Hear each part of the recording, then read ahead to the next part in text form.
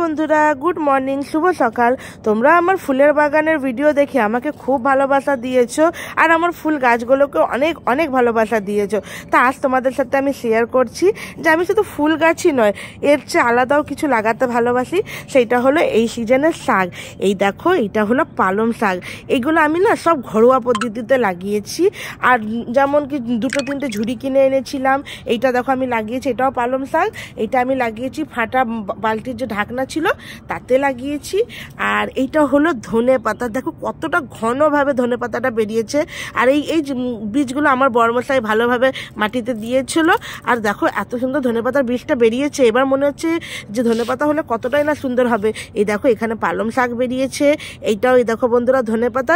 যাদের বাড়িতে মাটির প্রবলেম বা জায়গার প্রবলেম, তোমরা সবাই এইভাবে ঝুড়ি করে বা কোনো চালুনি, এই দেখো এটা আমি যেমন চালুনি ব্যবহার করেছি, এইভাবে তোমরা শাক লাগাতে পারো। এই দেখো এতে আমি বীজ মানে এই টবটা আমি কিনে এনেছিলাম যে ফুল লাগাবো, কিন্তু আমি এতে ধনেপাতার বীজ ফেলেছিলাম প্রায় এই গাছগুলো হচ্ছে প্রায় 7 দিন আগে। তো তাই জন্য এখানে দেখো ধনেপাতা দেখা যাচ্ছে। এটা আর 7 দিন কি 10 দিনের মধ্যে ধনেপাতাগুলো তুলে খাওয়া যাবে। আর এই পালং শাক এখনও বড় হতে আমার বড়মশাই বললো 10 থেকে 15 দিন লাগবে। 15 দিনের পর আমরা এই পালং শাকগুলো খাওয়া দাওয়া ব্যবহার করতে পারবো। তো তোমাদের কাদের কাদের এই ভিডিওটা ভালো লাগলে কমেন্টে অবশ্য বলো, আর নিজেদের ভালোবাসা অবশ্য দিও।